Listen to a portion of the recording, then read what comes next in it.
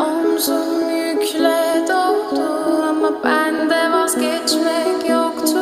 Bitmedi, bitmedi, bitirmedim. Ben özel değilim ya da öyle bir şey, ama sen varken hep böyle hissettim, böyle hissettim.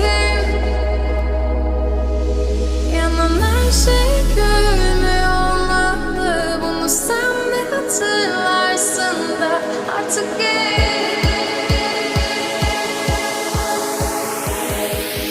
böyle hissettim.